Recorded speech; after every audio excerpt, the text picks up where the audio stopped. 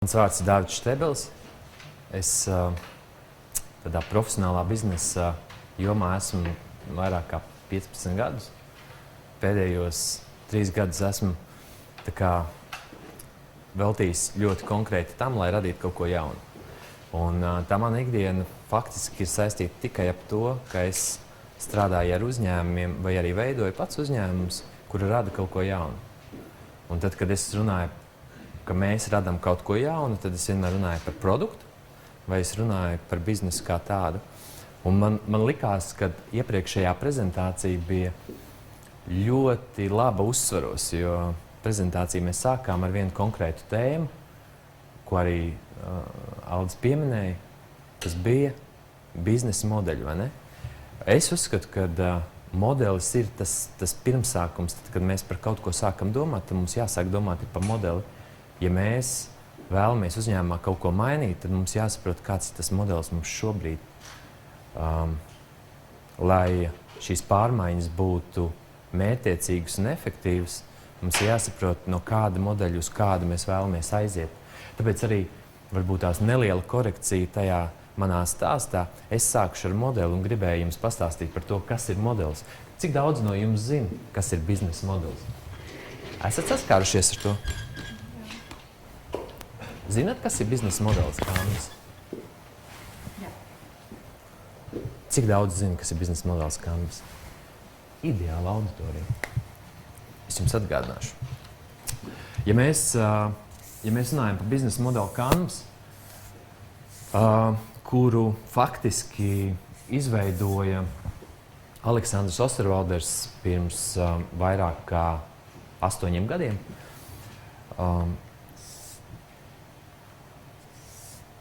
biznesa modelis sastāv no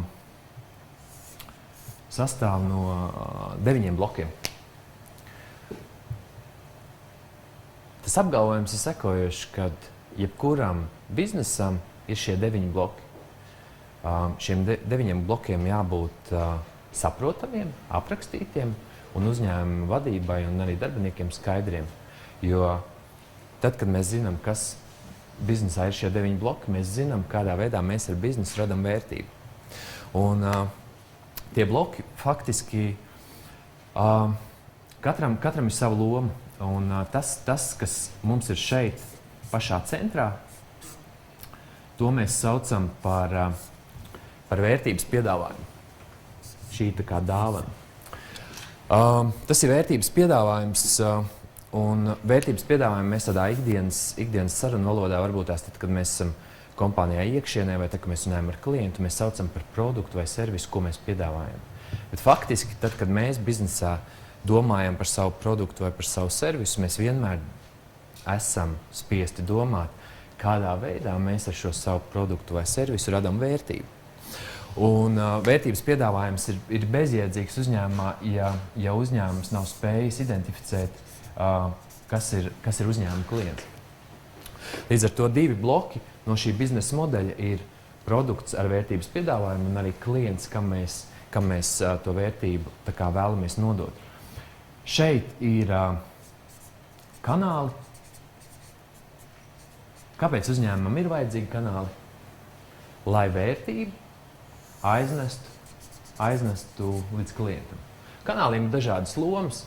Kanāli var komunicēt, stāstīt, viņi var izglītot, viņi var pārdot. Kanāli ir dažādi. Kas ir ļoti saistīts bloks, ir attiecības.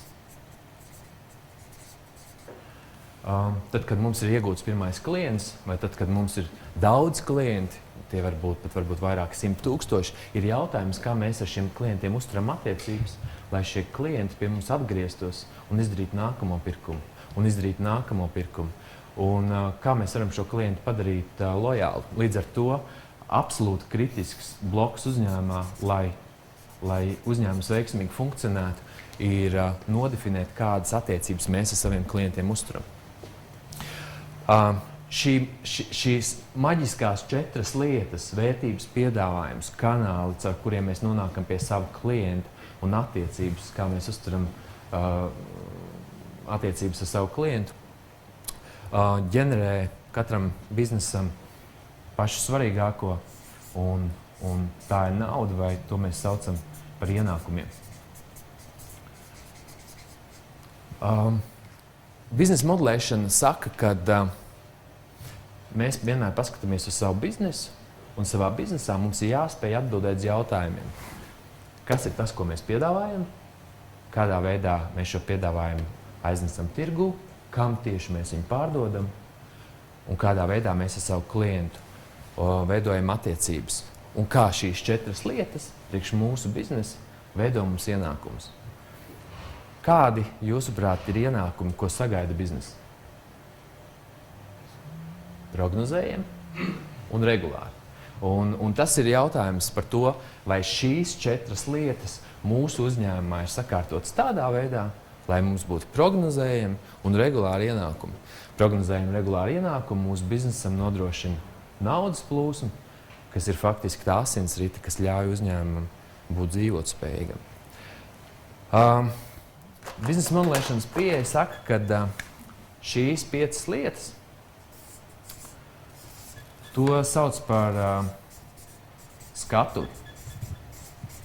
Kāpēc tā ir skatuve? Tāpēc tas ir tas jūsu biznesā, ko citi redz uz ārpus. Tas ir tas, ko var no ārpuses redzēt. Var redzēt, ko jūs piedāvājat, kādā veidā jūs to piedāvājat, kas pērk un kādā veidā jūs paņemat naudu. Šajā pusē ir aizkulises. Līdzīgi kā teātrī. Līdzīgi kā teātrī, lai uz skatuves būtu lieliski izrāde, ir jābūt ļoti daudz organizatoriskam darbam, lai tā izrāde varētu noritēt pēc plāna. Ir cilvēki, kas vienkārši dara darbu, lai tas viss notiktu. Un faktiski šeit mēs runājam par aktivitātēm,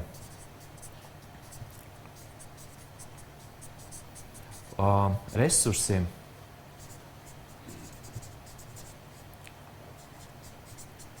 un partneriem.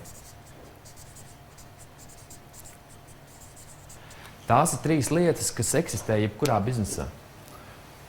Ir resursi, pieņemsim cilvēki, pieņemsim kaut kādu veidu fiziska resursa telpas, iekārtas, varbūt tās resursi to īpašumu. Tie resursi, ar kuriem biznesa ikdienā strādā, lai radītu vērtību. Resursi ir absolūti kritiska vērtības radīšanai. Ar šiem resursiem var strādāt tikai tad, ja uzņēmumā ir nodefinētas aktivitātes vai tās lietas, ko uzņēmums katru dienu dara. Apkalpo klientus, rada jaunus produktus vai kā savādāk. Un jebkuram biznesam ir arī šīs partnerības, kas ļauj piekļūt kādiem resursiem, varbūt piekļūt kaut kādiem līdzekļiem, kas palīdz to biznesu padarīt veiksmīgāku. Kas ir būtiski, šeit arī apakšā šai daļai ir stāsts par naudu, bet tās ir izmaksas. Mēs redzam, ka tā vienādība ir ļoti vienkārša. Ir viena puse, kas rada mums ienākums, un otra puse, kas rada mums izmaksas. Šī ir izmaksas puse, tā ir ienākuma puse. Tad, kad mēs domājam par automatizāciju, mēs pieņemsim vēlētos uzņēmumā kaut ko automatizēt. Mēs bieži mēģinam varbūt tās kaut kur taustīties kaut kādā konkrētā lietā, bet īstenībā mums ir jāatkāpjas atpakaļ, jāierauga, kas ir tas bizness, ar ko mēs nodarbojamies, kā tas viss ir saistīts kopā, un kur tā automatizācija, pieņemsim, kā tehnoloģija, kuru mēs varētu ieviest savā biznesā, kur ir viņas loma un kas mainās. Un bieži šīs tehnoloģijas, kas nāk ikdienā mūsu biznesā, viņas gala beigās noved tur, ka bizness mainās. Mainās nepieciešamās aktivitātes, beigās mēs radām savādāku produktu, nekā viņš ir bijis sākumā. Šis savādākais produkts beigās ir interesants savādākam klientam, lai līdz šim citam klientam nonāktu, ir nepieciešams izmantot citus kanālus, mainās biznesa. Un bieži ir nepieciešams pakāpties vēl vienu soli atpakaļ un paskatīties, kas ir tie faktori, kas ir apkārt tam mūsu biznesam, tam mūsu biznesa modelim. Un faktiski, te, kad mēs runājam par šiem faktoriem, tad viņi tādi 4 ir tas tehnoloģiskais faktors, politiskais faktors, sociālais faktors un ekonomiskais. Un iepriekšējais runātājs arī daudz uzsvēra to, ka tehnoloģijas maina biznesus. Un mēs runājām par šo, kā šī viena lieta uzņēmumā maina biznesa modeli, pēc tam maina produktu piedāvājumu un maina visu to, kā viņš tiek organizēts. Tā mana ikdiena ir saistīta ar to, ka es palīdzu uzņēmumiem saprast, kas ir šis biznesa modelis priekš uzņēmumu. Un tad mēs nonākam pie nākamās tēmas, kas ir ļoti būtiska un, manuprāt, arī kritiska mūsdienās. Kas ir tas produkts un tas produktu piedāvājums, ar kuru uzņēmums iet tirgu un kuru viņš mēģina pārdot. Jo faktiski uz šo brīdi visi uzņēmumi ir pakļauti šim. Un tas ir tas saucamais tehnoloģiskais aspekts vai tā tehnoloģiskā vide, kas ietekmē jebkuru biznesu. Un te bija labs piemērs, pieņemsim, ar tehnoloģiju, kas spēja atpazīt cilvēka seju. Mēs jau tikko arī sēžot uz krēsla izdomājām, ka pārdevējai vairs nebūs jāprasa pase, jo būs kamera, kas atpazīs un faktiski ļaus ātrāk apkalpot klientu. Tiks noteikts cilvēku vecums vai kā savādāk, pieņemsim, pie kasēm bieži ir monitori, kuros ir reklāma. Reklāma rādās pilnīgi nejauši šobrīd. Tehnoloģijai ienākot iekšā, šis reklāmas monitors kļūst par personificētu monitoru, jo viņš rādīs sievietē sievietes reklāmu, vīrietim vīrieši.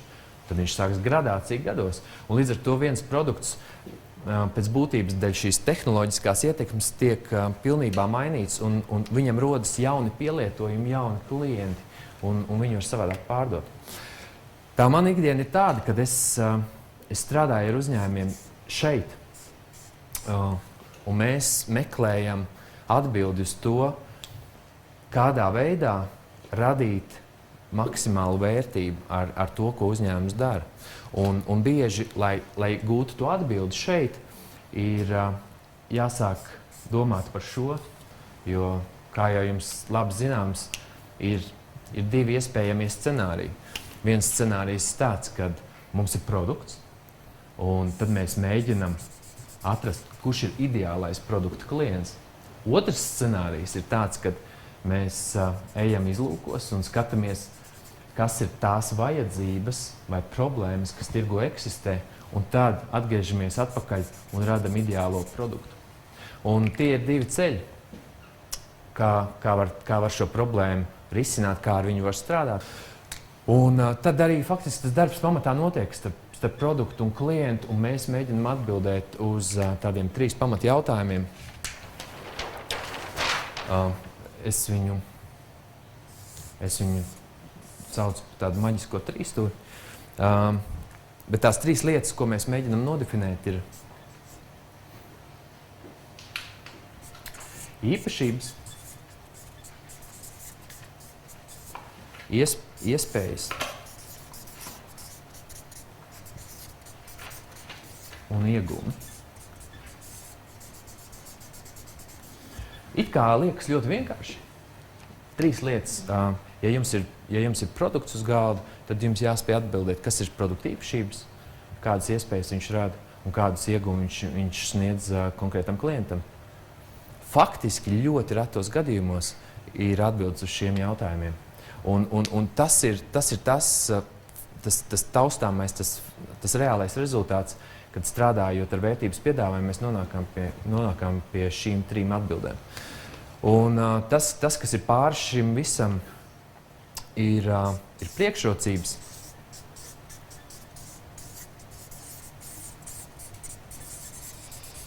Un šeit priekšrocības dēļ tam, kad mums jābūt pārliecinātiem, kad tas produkts, servis ar konkrētu vērtības piedāvājumu, viņš ir pārāks kaut kādā ziņā par to, ko dara konkurenti vai ko dara līdzvērtīga alternatīva risinājuma tirgu. Mums jāspēj viņu salīdzināt, jāspēj viņu novērtēt.